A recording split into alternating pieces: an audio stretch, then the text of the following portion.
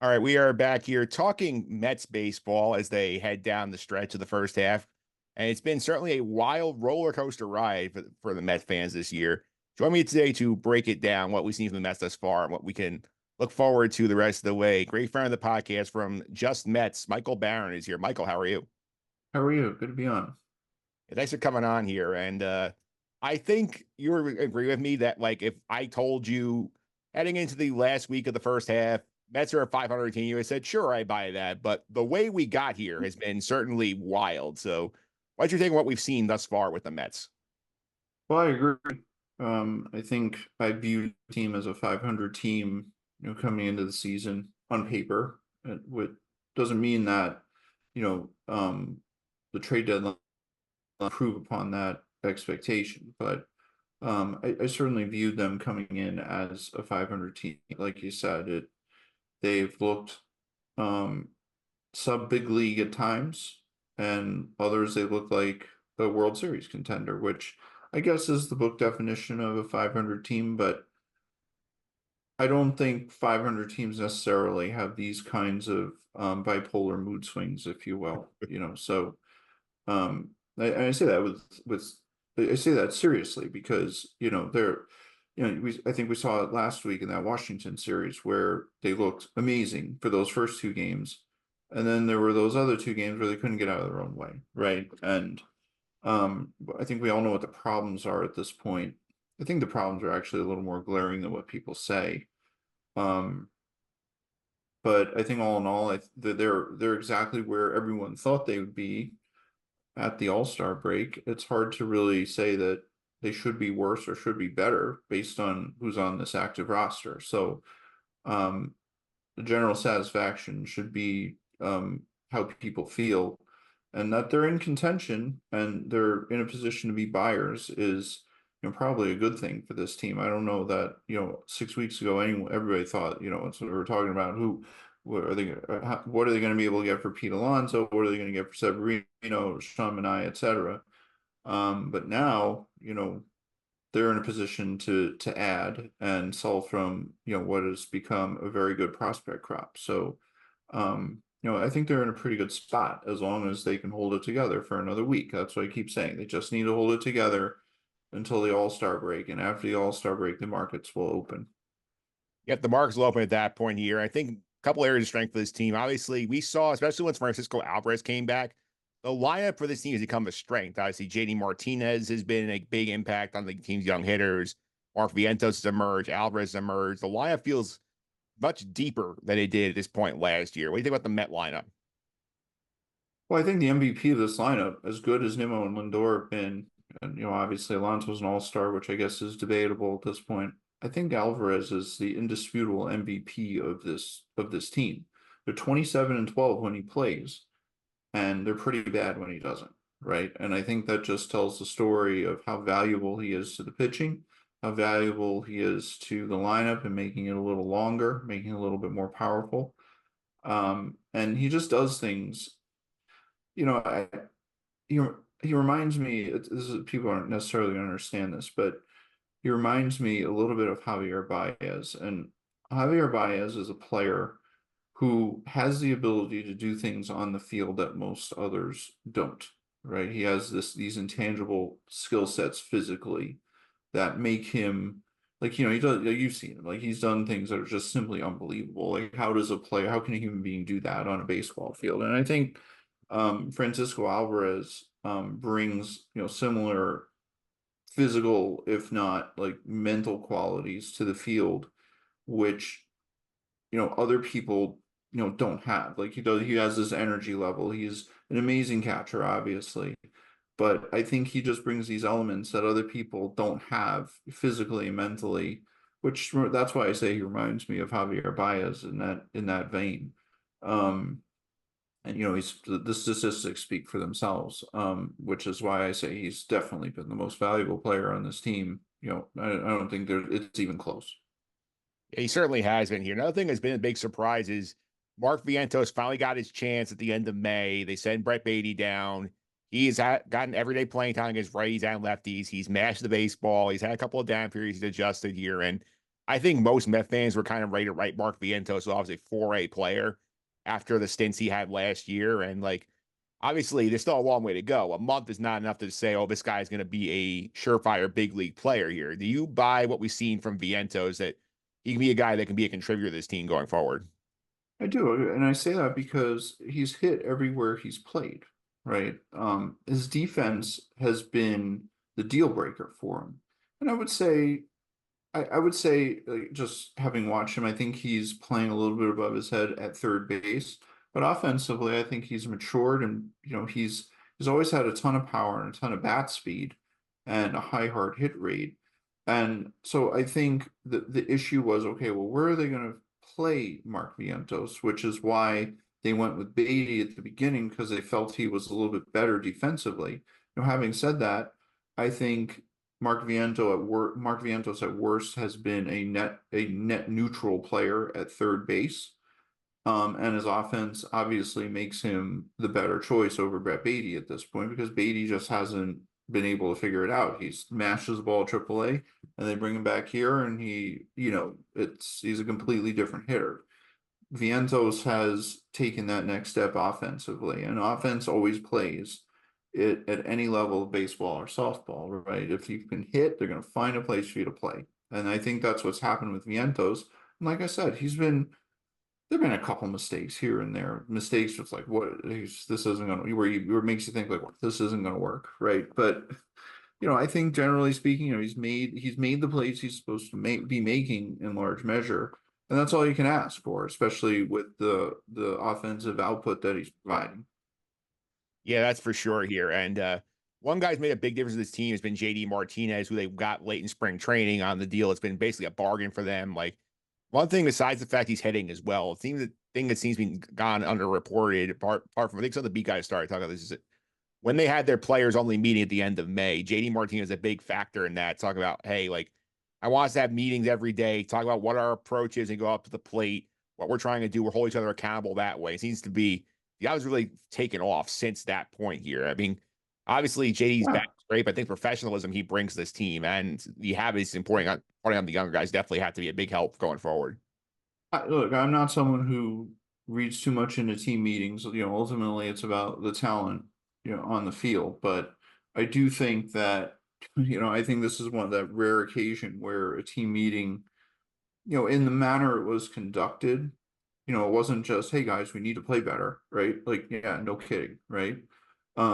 It was, okay, here's how we are going to do this better. Here's how we're going to carry ourselves. And we're not carrying ourselves that way now. And if we do that, it's going to lead to results. And you had people like Lindor and Martinez stand up and say that, and hold the team to account.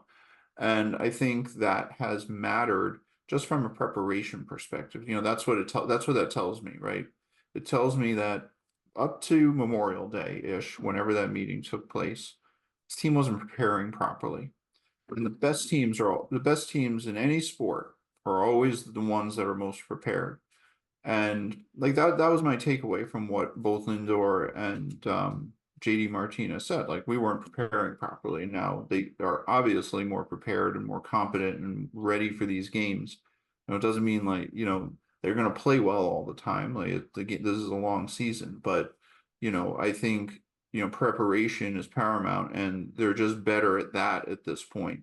I can't, I don't know why preparation for a professional baseball team was an issue coming in.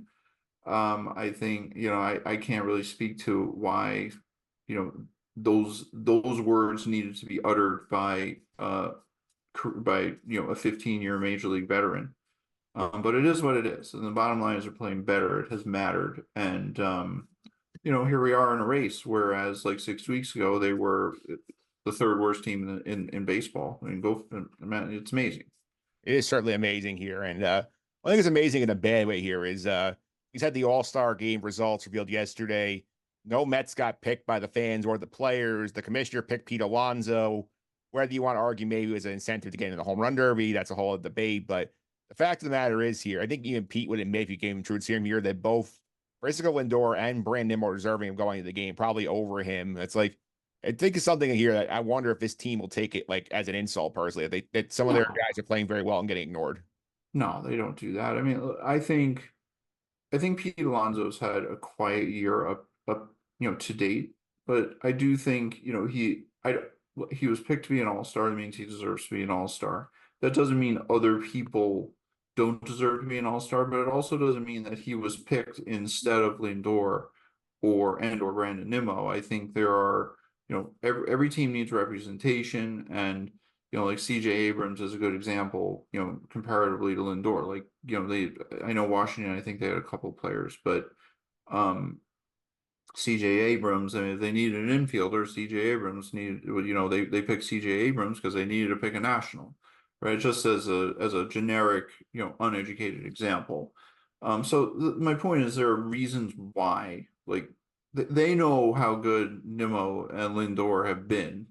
And I agree with you on the Alonso thing. He might have been picked over other people because the home run derby is arguably a bigger draw than the All-Star game, right? So I think that mattered. And that's fair. Like, Pete Alonso is a draw, in July. Like, people love watching him hit home runs. He's got hit more home runs than anybody else in Major League Baseball since he came up. So that matters. It's an entertainment business. And I do think that at least one of Nimmo or Lindor will be there because Tatis is hurt. They're going to need a roster replacement there. I think there's someone else who's hurt, which, Nimmo would fit the bill. Statistically, there's no argument. It's disappointing that neither of them were picked out of the gate. Um, but like I said, there are always reasons why, whether we agree or not, and eventually I think they're going to be there. They're probably the first ones on deck. They have to be. Yeah, and the other guy I think you're referencing here is Mookie Betts made the ball as a reserve, and he's not going to play the game either. So maybe that Right, way Lindor gets in. right, and I think Tatis is in as an outfielder. He's not going to play, so that just opens the door for Nimmo, and then the Mets will have three All-Stars at the game, and everyone will be forgetting this. I mean, what this just creates fodder for social media when these things are announced and people just are just reactionary. For me personally, like, I'm not like, I think in some cases, like, some of these players may, while they may want to go, they relish having the time off too. So I don't think, it's not good. Put it this way, like, Francisco Lindor isn't going to get in the Hall of Fame, is not going to be is going to be a Hall of Famer by merit, not because, there was some subjective opinion put on his All-Star candidacy in July of 2024 or 23, etc. So if that's what people are worried about, I mean, they shouldn't worry about that. Like, he's going to be a Hall of Famer. He isn't, based on his numbers and his career.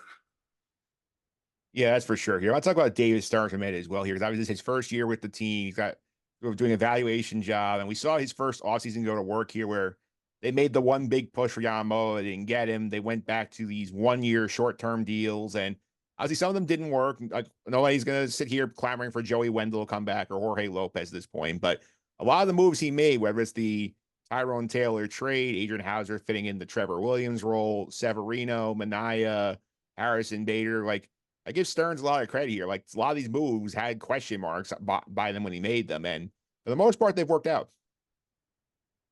Yeah, I mean, I agree. I think Manaea, I think Severino has pitched better than I expected him to pitch. He's healthy. He's always been he's always had great stuff. He's always been very talented, but his arm health has gotten in the way of him being the pitcher that he was, when he was a Cy Young candidate with the Yankees. Um, and when you go so many years or a long period of time without performing and or playing, like, your skills erode, and it's just nice to see, a player who's put in like a ton of work, really proving that he's still like major league competent and at least a mid rotation starter, on a championship team. Here he's probably the best starter they have, but and on, say, maybe the Braves, like, I think he's pitching more like a mid rotation starter, which is fine. That's all you want him or really need him to be in an ideal world.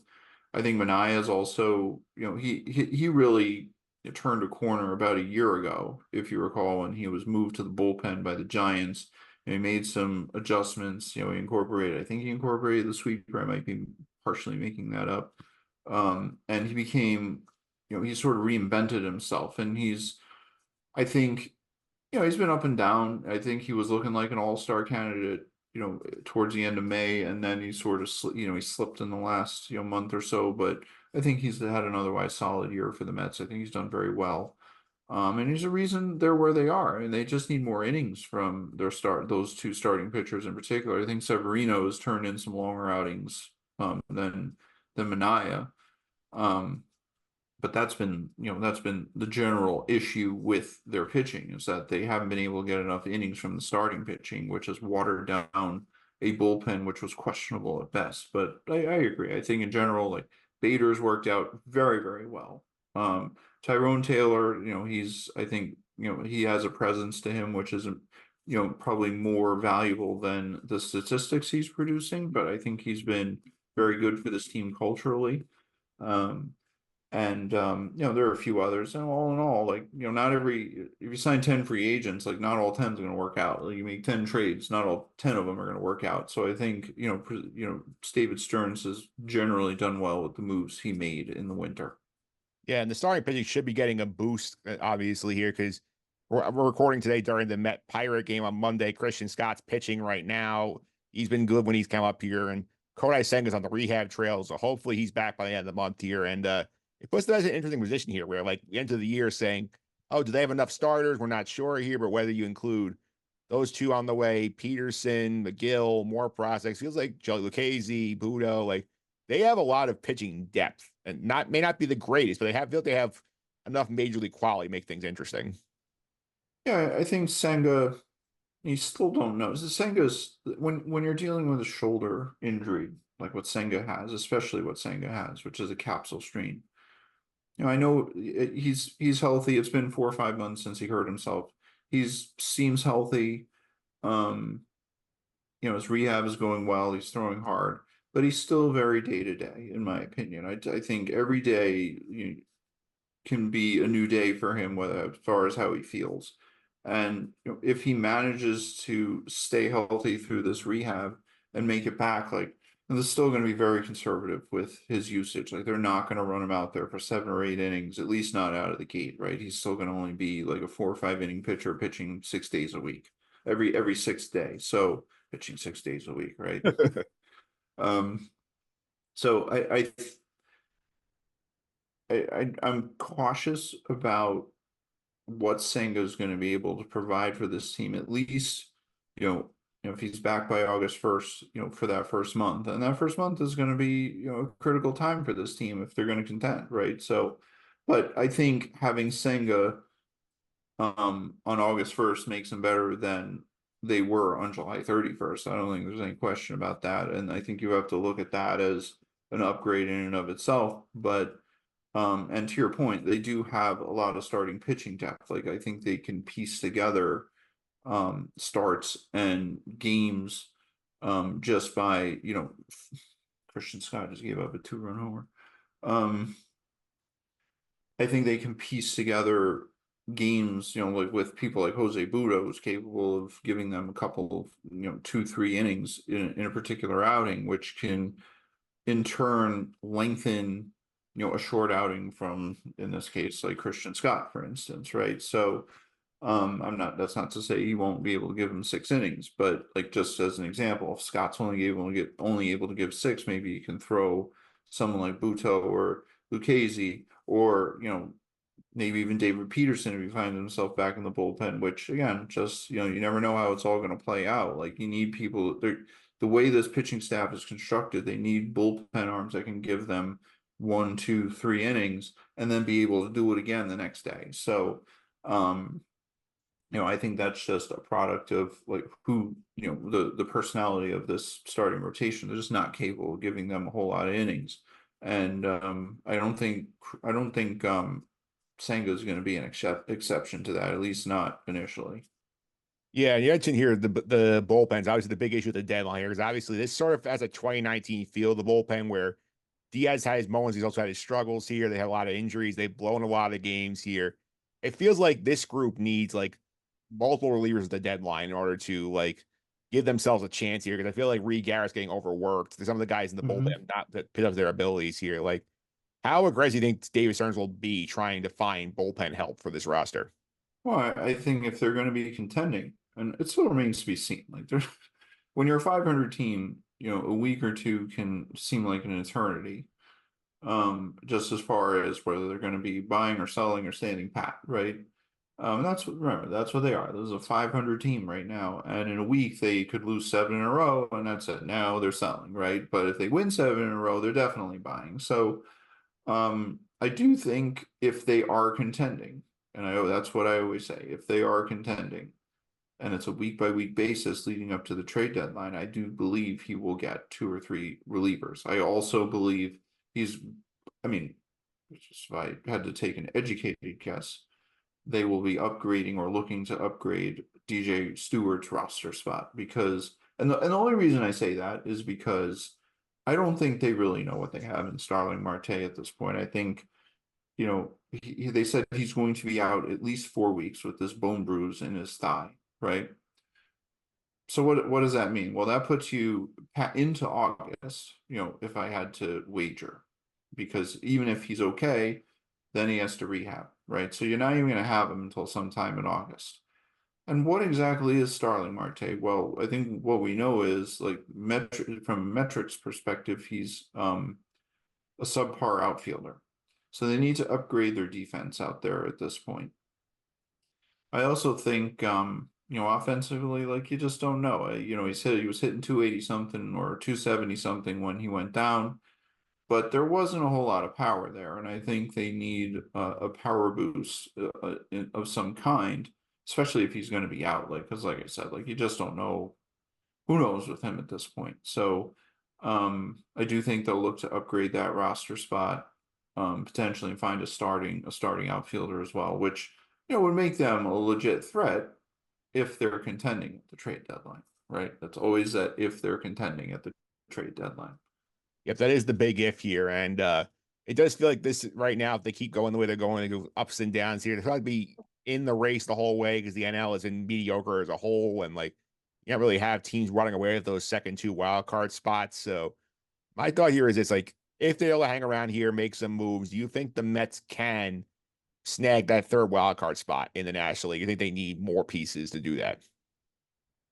Well, the way they've lost their games, has been, hasn't been really because of the offense. It's been because of the bullpen, right? Even when they were in that horrible stretch in May, they were losing games because the the 6 games they needed to win, which would have changed the entire dynamic of the month, were because of the bullpen, and they were winning those games and they lost, whether it was Edwin Diaz blowing it or um, something else happening in innings 7 and 9, which caused them to lose games. So to answer your question is, I think if they can build a competent bullpen through trade, yes, I do think they could win the third wild card because I think their offense is strong enough. I think their starting pitching can be strong enough if they have a bullpen to support it, right? Because I still don't think the rotation is going to be able to give them a whole lot of innings. They're still only able to give them 4 or 5 innings every single day, which means they're going to need, like I said, they're going to need like a creatively built bullpen. I think a lot of Jose Butos, a lot of guys who can pitch in the fifth and sixth inning, on Monday, and then another guy who can pitch in the fifth and sixth inning on Tuesday, and another guy who can pitch in the, because you can't run those guys out there all the time. So, I think there is a formula for them, but I also think, I mean, bullpens are so fickle, and they can make 3 acquisitions and none of them can work out, and then they're just not going to make it, right? So, um, but I think all they can do is put David Stearns and Steve Cohen in a position to invest in this roster for August and September. And if they do and they lose, it's like in 2021. They were in position and it just didn't work out. But I would never ever fault a team for trying to win, right? If and so if they're in a position on, I would say even the end of next week, because I don't think they can survive with this bullpen. But if they're in a position at the end of next week where they're a game or two out and they're 500-ish, maybe a game up, a game down, I think they have to act, and I think they will act. And if it works out, gravy. If it doesn't, I'm never going to fault them for trying. Yeah, I also feel like as an organization, I think they saw what happened last year. But they correctly sold off all the pieces, and City was a ghost town at the end of the year. Nobody was going to the games. It sort of carried Yeah, over and this year. they stunk last year from day one. Like, and the writing was on the wall. Like, that was just, they weren't going to get better. They just weren't.